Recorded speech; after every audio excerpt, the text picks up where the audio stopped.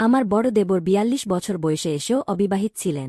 আমাকে এবং আমার স্বামীকে একসাথে দেখে তিনি সবসময় ব্যথিত থাকতেন। যখনই আমার স্বামী বাইরে যেতেন, সুযোগ পেলে দেবর আমাকে তার ঘরে ডেকে নিতেন অথবা রাতের বেলায় আমার ঘরে চলে আসতেন। একবার তিনি অফিস থেকে গভীর রাতে বাড়ি ফিরে এলেন। এসে সঙ্গে সঙ্গেই নিজের ঘরে ঢুকে কম্বল মুড়ি দিয়ে শুয়ে পড়লেন। তখন আমি তার সেবা করতে তার ঘরে গেলাম। সেই সময়ে তিনি আমাকে তার কাছে ডাকলেন। যখন তিনি তার শরীর থেকে কম্বল সরালেন, তখন তার অবস্থা দেখে আমি স্তম্ভিত হয়ে গেলাম, কারণ আমার ঘরে ঢোকার আগে থেকেই তিনি পুরো প্রস্তুত ছিলেন। তার কম্বল সরাতেই আমি বিশাল কিছু দেখলাম, যা দেখে অবাক হয়ে গেলাম। আজকের এই গল্পে আমি আপনাদের সবাইকে স্বাগতম জানাই। আমার নাম মাধুরী। আমার বিয়ে হয়েছে মাত্র 1 মাস হল। এই পুরো 1 মাসে আমার যা কিছু প্রয়োজন হতো, আমার স্বামী বলত, ভাইয়া থেকে জেনে নিয়ে আসি। সবকিছুতেই আমার স্বামী বড় ভাইয়ার অনুমতি নিতেন। সুরেশ এবং মহেশ 2 ভাই। মহেশ সবচেয়ে ছোট, আর সুরেশ ভাইয়া বড় ছিলেন। তিনি বিয়েই করেননি। একদিন আমি মহেশকে জিজ্ঞাসা করলাম, ভাইয়া বিয়ে কেন করেননি? তখন তিনি বললেন, এখনও আমাকে এর কারণ বুঝিয়ে বলা হয়নি। ভাইয়ার বিয়ে করার ইচ্ছা ছিল না, তাই মা আমার বিয়ে করিয়ে দিলেন। সুরেশ ভাইয়া তখন ৪২ বছর বয়সী ছিলেন। ধীরে ধীরে বুঝতে পারলাম আমার শ্বশুরবাড়ির সমস্ত সম্পত্তি ভাইয়ারই ছিল। তিনি নিজেই একটি কোম্পানি প্রতিষ্ঠা করেছিলেন। আমার স্বামী তার ভাইয়ার কোম্পানিতে কাজ করতেন। সোজা কথায়, তিনি তার ভাইয়ার কোম্পানি পরিচালনা করতেন। আমাদের বসবাসের জন্য বড় একটা বাড়িও ভাইজা তৈরি করেছিলেন। আমাদের বাড়িতে 2 ভাই একসঙ্গে থাকতেন। শাশুড়ি মা আমাকে বলতেন, এখন তুমি বাড়িতে এসেছ, তোমাকে আর মহেশকে একসঙ্গে দেখে সুরেশেরও বিয়ে করতে ইচ্ছা করবে। কিছুদিন আমি ভাইজাকে বিয়ে করার ব্যাপারে বুঝানোর চেষ্টা করেছিলাম, কিন্তু তিনি কারও কথা শুনতে রাজি ছিলেন না। অনেকবার আমি তার বিয়ে না করার কারণ জানার চেষ্টা করেছি, কিন্তু কিছুই জানতে পারিনি। 1 মাসের মধ্যেই আমি শ্বশুর বাড়িতে পুরোপুরি মানিয়ে গিয়েছিলাম। বাড়িতে শ্বশুর ছিলেন না, কিন্তু শ্বশুরের জায়গায় বড় ভাইয়া ছিলেন। ভাইয়া আমাকে কোনো ব্যাপারে বাধা দিতেন না। একবার ভাইজার একটু জ্বর হল, তখন 3-4 দিন বাড়িতে চিকিৎসা নিয়ে অফিসে যেতেন। দেখতে দেখতে সাধারণ জ্বর টাইফয়েডে রূপ নিল।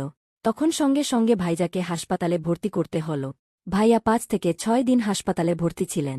এই 5 থেকে 6 দিনে হাসপাতালে টিফিন নিয়ে যাওয়া থেকে আমি ক্লান্ত হয়ে গিয়েছিলাম। 7 দিন পর ভাইজাকে হাসপাতাল থেকে বাড়ি আনা হল। হাসপাতালের ঝামেলায় আমি খুব ক্লান্ত হয়ে গিয়েছিলাম। বাড়িতে কাজ করার জন্য গৃহকর্মী ছিল, কিন্তু বাড়ির লোকজন আমার হাতের রান্না পছন্দ করত। গৃহকর্মীর হাতে তৈরি চাও কেউ খেত না। শাশুড়ি মা আমাকে 1 রুটি বেলতে পর্যন্ত দিতেন না। সেই দিন আমি শাশুড়ি মাকে বললাম, মা, আমার অনেক দৌড়াদৌড়ি হচ্ছে। বাড়িতে মহেশের জন্য আলাদা খাবার তৈরি করে, এখন ভাইয়ার জন্য অন্য ফ্রি খাবার বানাতে হচ্ছে। আপনার বিশেষ খাবারও আলাদা করতে হচ্ছে। কিছুদিন ভাইয়া বাড়িতে বিশ্রাম নেবেন, তার দেখাশোনা আপনি করে নিন। তখন শাশুড়ি মা বললেন, মাধুরী, তুমি এখন তরুণী, এত তাড়াতাড়ি ক্লান্ত হয়ে গেলে কি করে হবে? আগে আমাদের যৌথ পরিবার ছিল। তোমার বয়সে আমি কত কাজ করেছি, তা তোমার কল্পনাও করতে পারবে না। এখন বাচ্চারা বড় হয়েছে, তাই পরিবার আলাদা হয়েছে। আজকের মেয়েরা যৌথ পরিবারে কিভাবে থাকবে? এখনই তুমি বুড়ি শাশুড়ি আর দেবরকে সহ্য করতে পারছ না। তোমার কাজ সাহায্য করার জন্য বাড়িতে গৃহকর্মী আছে, তাহলে এত ক্লান্তি কেন? তিনি বললেন, তুমি শুধু 2টা রুটি বানাচ্ছ, এতে এত সমস্যা কেন হচ্ছে? যখন আমি এই বাড়িতে বিয়ে করে এসেছি, তখন থেকে কখনো শাশুড়ি মাকে রান্নাঘরে একটু চেষ্টাও করতে দেখিন। তারপর তিনি বললেন, আমি খুব ক্লান্ত, কিছুদিনের জন্য বোনের বাড়িতে যেতে হবে।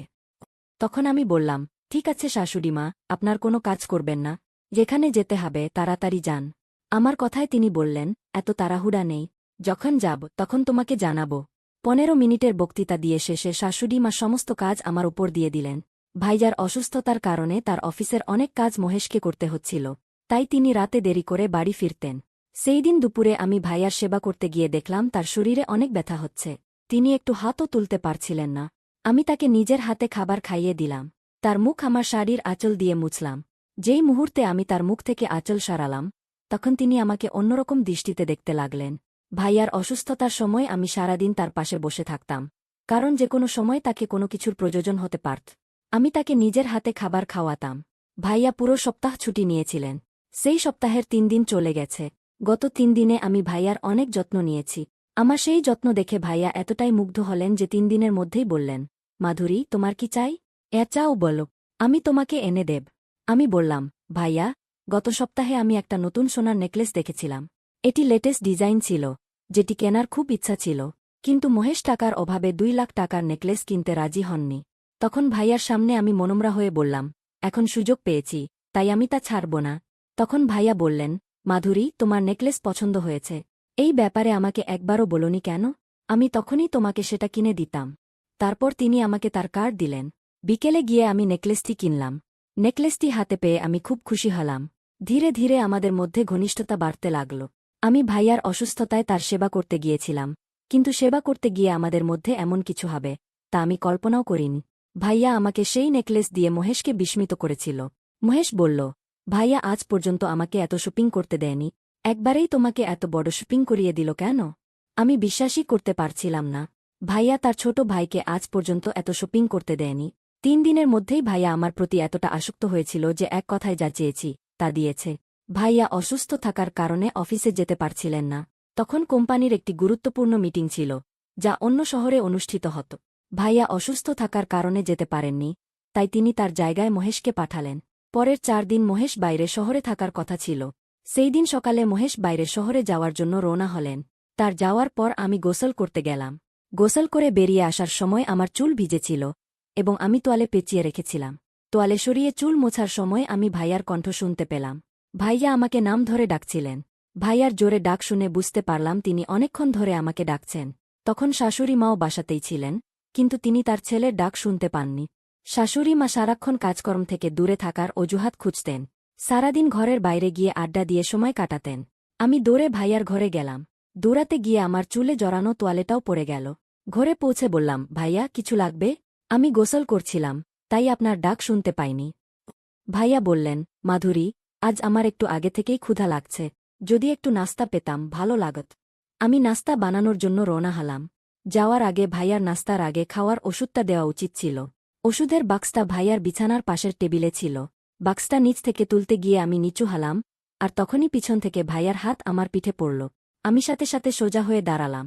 কিছু বলতে যাচ্ছিলাম, তখন ভাইয়া বললেন, মাধুরী, তোমার গা চুলের পানি তোমার পিঠে পড়ছিল। আমি সেইটুকু পরিষ্কার করছিলাম। গা চুলে তুমি আরও সুন্দর দেখাচ্ছ। তার প্রশংসা শুনে আমি হাসলাম আর নাস্তা বানাতে চলে গেলাম। ভাইয়ার পছন্দের গাজরের হালুয়া বানালাম। আমার হাতের হালুয়া খেয়ে ভাইয়া সবসময় প্রশংসা করতেন, কিন্তু আজ যেন একটু বেশি প্রশংসা করছিলেন। ভাইয়া অসুস্থ থাকায় আমি তাকে নিজের হাতে খাইয়েছিলাম। রাতের খাবার খাওয়ানোর সময় হঠাৎ তিনি আমার আঙুল কামড়ে ধরলেন। এতদিনে এমন কিছু আমার সঙ্গে কখনো হয়নি। তিনি ইচ্ছে করে কামড়েছেন নাকি ভুলবশত তা বুঝতে পারলাম না। ভাইয়া বেশ জোরে কামড়েছিলেন, ব্যথায় কেঁদে উঠেছিলাম। তখন ভাইয়া আমার হাত দুটো চোখের সামনে এনে শক্ত করে ধরে রাখলেন এবং আমাকে আলাদা দৃষ্টিতে দেখতে লাগলেন। এরপর ভাইয়া বললেন, মাধুরী, আমার স্ত্রীও যদি তোমার মতো মিষ্টি কথা বলত। তার কথা শুনে খুশি হলাম, কারণ তা থেকে বোঝা যাচ্ছিল যে তিনি বিয়ের জন্য রাজি হয়েছেন। এরপর তিনি বললেন, আমি তোমার মতো কাউকে চাই না, বরং তোমাকেই চাই। তোমার মতো তো আমি আর পাব না। আমার কোনো যমজ বোনও নেই। ভাইয়ার কথায় মনে হল তিনি আমাকে স্ত্রী হিসেবে চান। তখন আমি তার কথায় বিশেষ মনোযোগ দেইনি, কিন্তু ধীরে ধীরে আমিও তার প্রতি আকৃষ্ট হতে থাকি। ভাইয়ার অসুস্থতা আমাদের একে অপরের কাছে আসার সুযোগ দিয়েছিল। তিনি তার অনুভূতিগুলো আমার সঙ্গে ভাগ করে নিতে লাগলেন। আমি বুঝতে পারছিলাম যে ভাইয়া আমাকে পছন্দ করতে শুরু করেছেন। ভাইয়ার ছুটি শেষ হয়ে আসছিল, আর আমার স্বামী মহেশও বাসায় ফিরে এলেন। মহেশ আসার পর রাতের খাবারের সময় বললেন, ভাইয়া তোমাকে নেকলেস কিনে দিয়েছেন এবং শপিংয়ের জন্য তার কার্ডও দিয়েছেন। তুমি ভাইয়ার কথা শোনাও অনেক। তুমি কি ভাইয়ার কাছে আমার জন্য 20 লাখ টাকা চাইতে পারো? আমাকে একটি গাড়ি কিনতে হবে। অনেক দিন ধরেই গাড়ি কেনার ইচ্ছা ছিল। আমি বললাম, ঠিক আছে। মহেশ ঘুমিয়ে পড়ল আর আমি বাইরে বের হলাম। আমি ভাইয়ার জন্য হলুদের দুধ দিতে ভুলে গিয়েছিলাম। কিছুদিন ধরে ভাইয়ার ক্যালসিয়ামের ঘাটতি ছিল, তাই তাকে প্রতিদিন রাতের বেলা হলুদের দুধ দিতাম। সেই রাতেও আমি হলুদের দুধ নিয়ে ভাইয়ার ঘরে গেলাম। দুধের গ্লাসটা রাখতেই ভাইয়া আমার হাত ধরে বললেন, মাধুরী, এত তাড়াতাড়ি কোথায় যাচ্ছ? আমাকে দুধটা শেষ করতে দা। আমার সঙ্গে একটু বসো। তোমার সঙ্গে কথা বলতে আমার ভালো লাগে। এই দিনগুলোতে ভাইয়া আমার প্রতি অনেক বেশি মনোযোগ দিচ্ছিলেন। তার কথা শুনে আমি বসলাম। ভাইয়া বললেন, মাধুরী, আমি চাই তুমি আমার জন্য 20 লাখ টাকা চাও।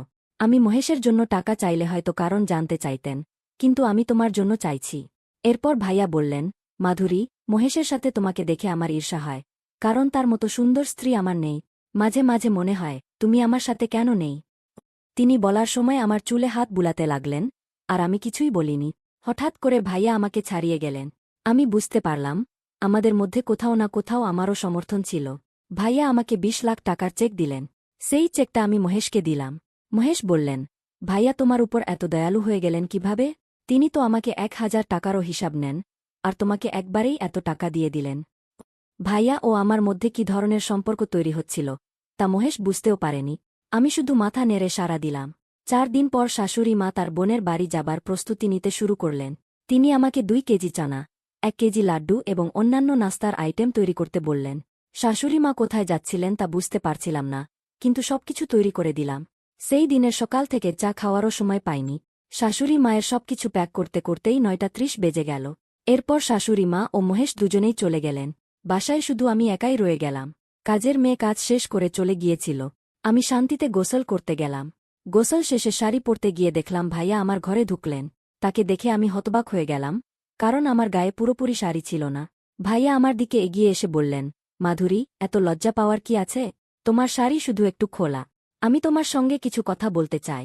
এখন বাসায় কেউ নেই, তাই আমি অফিস থেকে ফিরে এসেছি। ভাইয়া আমার হাত ধরে মাফ চাইতে শুরু করলেন। একটি সাধারণ ক্ষমা চাইতে ভাজা এত নাটক সৃষ্টি করেছিলেন। ভাজা, আপনি কিসের জন্য ক্ষমা চাইছেন? আমি জিজ্ঞেস করলাম। আমার এই প্রশ্নের উত্তরে তিনি বললেন, মাধুরী, 3 দিন আগে যখন তুমি রাতে আমাকে হলুদের দুধ দিতে এসেছিলে, তখন আমি তোমার সাথে খুব খারাপ আচরণ করেছি এবং তোমাকে ঘর থেকে চলে যেতে বলেছি। সেদিন আমি তোমার সাথে যা করেছি তা আমার ঠিক মনে হয়নি, তাই আমি তোমার কাছে ক্ষমা চাইতে এসেছি। আমি বললাম, কোনো সমস্যা নেই ভায়া, আপনার আচরণে আমি একটুও কষ্ট পাইনি। আপনি তো আমার আপনজন। আমার কথা শুনে ভাজা আরও কাছে এলেন এবং বললেন, তোমার এই আপনজনের ভাবনা আমাকে পাগল করে দেয়। তারপর তিনি আবার আমার সাথে ঘনিষ্ঠতা বাড়ানোর চেষ্টা করলেন। সেই মুহূর্তে আমি তাকে একটুও বাধা দিইনি, বরং আমি তাকে প্রতিক্রিয়া দিতে শুরু করলাম। হঠাৎ ভাজা আমাকে আলাদা করে দিলেন এবং ক্ষমা চেয়ে চলে গেলেন। ভাজার এই আচরণে আমি ক্রমশ রাগান্বিত হতে শুরু করলাম। বারবার আমার কাছে এসে আমার মনে আবেগ জাগিয়ে আবার মুহূর্তে দূরে চলে যাওয়া আমাকে অস্থির করে তুলছিল। 2 বার এমন হয়েছে, কিন্তু এবার না। এবার আমি ঠিক করেছিলাম, আমি তার কাছে গিয়েই থাক। শাশু মাও বাড়িতে ছিলেন না। রাতে মহেশও শীঘ্রই গভীর ঘুমে চলে যেতেন। সেই রাতে মহেশ গভীর ঘুমে গেলে আমি তার পাশে শুয়েছিলাম। যখন বুঝলাম যে মহেশ গভীর ঘুমে আছেন, তখন আমি উঠে নিজের মতো করে প্রস্তুত হয়ে ভাইয়ার ঘরে গেলাম। ভাদাও ঘুমাচ্ছিলেন। আমি তার কাছে যেতেই ঘরের আলো জ্বলে উঠল। পেছনে ফিরে দেখি, মহেশ দাঁড়িয়ে আছেন। মহেশ বললেন, মাধুরী, তুমি আমার ভাইয়ের সাথে কি করছ? এটিকে যে আমার ভাইকে ইঞ্জেকশন দিচ্ছে। মহেশ তখন আমার সাথে থাকা ডাক্তারের কলার ধরলেন। আমি ডাক্তারকে সাথে নিয়ে এসেছিলাম। আমার কথাতেই তিনি ভাইয়াকে ইঞ্জেকশন দিচ্ছিলেন। আমাদের শোরগোল শুনে ভাজাও ঘুম থেকে জেগে উঠলেন। মহেশ ভাইয়াকে বললেন, ভাজা, আপনি চিন্তা করবেন না, আমি আপনাকে কিছু হতে দেব না। আমার স্ত্রী আপনার সাথে এমন কিছু করবে তা আমি কল্পনাও করতে পারিনি। মহেশ কি বলছিলেন তা আমারও বুঝতে পারছিলাম না। তিনি ভাজাকে বললেন, মাধুরী একজন ডাক্তারকে সাথে নিয়ে এসেছে এবং এরা মিলে আপনাকে কিছু ইঞ্জেকশন দিতে চাইছিলেন। ভাজা মহেশকে শান্ত করলেন। তারপর বললেন, আমার এখনও বিশ্বাস হচ্ছে না যে মাধুরী কিছু ভুল করতে পারে। মাধুরী, এটা কি হচ্ছে? তুমি আমার সাথে কি করতে যাচ্ছিলে? সত্যি বলো। তখন আমি বলতে শুরু করলাম, ভাজা, আমি আমার সাথে একজন গোপন রোগ বিশেষজ্ঞ ডাক্তারকে নিয়ে এসেছিলাম, কারণ আমার সন্দেহ হয়েছিল যে আপনার শরীরে কিছু সমস্যা আছে। আপনি 42 বছর বয়সী হয়েছেন এবং আপনার এত সম্পত্তি আছে, তবুও আপনি বিয়ে করেননি কেন? মহেশ, আমি তোমার কাছেও অনেকবার ভাজা সম্পর্কে জিজ্ঞাসা করেছি, কিন্তু তুমি কিছুই বলনি। আমার মনে হয়েছিল ভাজা হয়তো তার কোনো সমস্যা গোপন করছেন। আমি সেটা জানতে চেয়েছিলাম, তাই আজ আমি ডাক্তারকে নিয়ে এসেছিলাম। ডাক্তার তাকে অচেতন করার ইঞ্জেকশন দিচ্ছিলেন যাতে তিনি পরীক্ষা করতে পারেন এবং ভায়া যেন কিছু টের না পান। আমার কথা শুনে ভাজা বললেন, মাধুরী, তোমাকে কে বলেছে যে আমার শরীরে কোনো সমস্যা আছে? তুমি এমন কেন ভাবলে? তখন আমি বললাম, ভাজা, অনেকবার আপনি আমার সাথে কিছু করতে গিয়ে থেমে গেছেন। আমার আপনার ওপর নজর ছিল, তাই আমি আপনার সাথে ঘনিষ্ঠ হতে চেয়েছিলাম। আমি সত্য জানতে চেয়েছিলাম যে আপনার শরীরে কোনো সমস্যা আছে কিনা বা বিয়ে না করার অন্য কোনো কারণ আছে কিনা, তাই আমি আপনার সাথে মিষ্টি মিষ্টি কথা বলতাম। ভায়া, এখন সত্যি বলুন, আপনার শরীরে কি কোনো সমস্যা আছে যার জন্য আপনি বিয়ে করতে চান না? তখন ভাজা বললেন, আমার শরীরে কোনো সমস্যা নেই। বিয়ে না করার একমাত্র কারণ আমার সৎ প্রেম। যখন আমি 21 বছর বয়সী ছিলাম, তখন থেকেই আমি আমার শৈশবের বন্ধু রাধিকার সাথে বিয়ে করতে চেয়েছিলাম। রাধিকার সাথে আমার অনেক প্রেম ছিল। তার পরিবার আমাদের বিয়ের জন্য অনুমতি দিয়েছিল। আমাদের বিয়ের জন্য আমি মায়ের অনুমতি নিতে যাচ্ছিলাম, কিন্তু কিছুদিন পর জানা গেল যে রাধিকার ক্যান্সার হয়েছে। তার বাবা মা তার চিকিৎসা শুরু করেছিলেন, কিন্তু চিকিৎসার সময় টাকার অভাবে রাধিকা মারা গেল। তখন আমার কাছে এত টাকা ছিল না যে আমি আমার প্রেমকে বাঁচাতে পারতাম। সেই দিন থেকে আমি বিয়ের চিন্তা বাদ দিয়েছি। আমি টাকা উপার্জনের সিদ্ধান্ত নিয়েছিলাম। মা সবসময় আমাকে বিয়ে করতে বলতেন, কিন্তু রাধিকা ছাড়া আমি কারো সাথে বিয়ে করতে পারিনি, কারণ আমার হৃদয়ে শুধুই সে ছিল। কখনো কখনো তোমাকে এবং মহেশকে একসাথে দেখে আমার বিয়ে করার ইচ্ছে হয়, কিন্তু যখনই তোমার সাথে কথা বলি, রাধিকার কথা মনে পড়ে। অবশেষে আমি আমার মনকে বুঝিয়ে বলেছি যে আমি রাধিকা ছাড়া আর কারো সাথে বিয়ে করতে পারব না। কথা বলতে বলতে ভাইয়ার চোখে জল এসে গেল। তখন আমি তাকে সান্ত্বনা দিলাম। এরপর বললাম, ভাজা, আমি আপনার খুবই চিন্তা করি। আপনি হৃদয় থেকে খুব ভালো মানুষ। আপনি এত টাকা উপার্জন করেন। আপনি আপনার ছোট ভাইকেও সঠিক পথ দেখিয়েছেন। কাল আমাদের সন্তান আপনাকে বড় পাপা বলবে, কিন্তু আমি আপনাকে পাপা বলতে পারব না। আপনি যতই চেষ্টা করুন, আমাদের সন্তান এবং আপনার সন্তানের মধ্যে কিছু না কিছু তফাৎ থাকবে। কাল সন্তানদের পড়াশোনার জন্য আমাদের অন্য শহরে যেতে হতে পারে। শাশু মাও এখন আর কিছু করতে পারেন না। তিনি কতদিন আমাদের সাথে থাকবেন তা বলা যায় না। আপনি কতদিন একা জীবন যাপন করবেন? এখনও আপনার বিয়ের সময় চলে যায়নি। একজন মেয়েকে আপনার জীবনে একটু সময় দিন। অবশ্যই আপনি তাকে রাধিকার মতোই পছন্দ করবেন। আপনার ঘর বসাতে দেখে মাও শান্তি পাবেন। ভাজা, দয়া করে এবার বিয়ের কথা ভাবুন। এতদিন ধরে আপনি বিয়ে করছেন না, তাই আমি এই সব চেষ্টা করছিলাম। আমার কথা শেষ হতেই মহেশ আমার কাছে এবং ভাজার কাছে ক্ষমা চাওয়া শুরু করলেন। তিনি বললেন, মাধুরী, আমাকে ক্ষমা করে দাও। আমি তোমাকে ভুল বুঝেছি। আমার বড় ভাই, যিনি আমাকে টাকার হিসাব দেন, তিনি তোমাকে এক কথায় সবকিছু কিভাবে দেন তা আমার মাথায় আসছিল না। ভাজা তোমাকে 20 লাখ টাকার চেকও দিয়েছেন। আমি আসলে কোনো গাড়ি কিনতে চাইনি। আমি শুধু তোমাকে পরীক্ষা করছিলাম যে ভাইয়া তোমাকে এত বড় অঙ্কের টাকা দেন কিনা। যখন তুমি সেই 20 লাখ টাকার চেক আমার হাতে দিল, তখন আমার মনে হয়েছিল তোমার এবং ভাইয়ার মধ্যে নিশ্চয়ই কিছু ভুল সম্পর্ক আছে। আমাকে ক্ষমা করো যে আমি তোমাদের উপর সন্দেহ করেছিলাম। আমি এবং ভাজা মহেশকে ক্ষমা করলাম। পরদিন আমি ভাজার বিয়ের জন্য একটি নয় 10টি প্রস্তাব নিয়ে এলাম। তাদের মধ্যে একজন মেয়েকে ভাজা পছন্দ করলেন, কিন্তু তিনি শর্ত রাখলেন যে তিনি 1 মাস ধরে সেই মেয়েকে জানবেন এবং তারপরই বিয়ের সিদ্ধান্ত নেবেন। তার শর্ত আমরা মেনে নিলাম। 1 মাস পর তিনি বিয়ের জন্য অনুমতি দিলেন। অবশেষে ভাজা তার ঘর বসালেন। তার ঘর বসাতে দেখে সবচেয়ে বেশি খুশি হলেন আমার শাশুমা। অবশেষে অনেক চেষ্টার পর আমি সফল হলাম এবং ভাজার হাতে তার বয়সের আশ্রয় তুলে দিলাম। তাই বন্ধুদের, প্রতিটি পরিবারের মধ্যে আজকের গল্পের মতো মাধুরী নামের একজন বউ থাকলে তোমার ঘর সবসময় হাসিখুশি এবং আনন্দময় থাকবে। তাই বন্ধুরা, যদি গল্পটি ভালো লেগে থাকে তাহলে চ্যানেলটি সাবস্ক্রাইব করতে ভুলবেন না।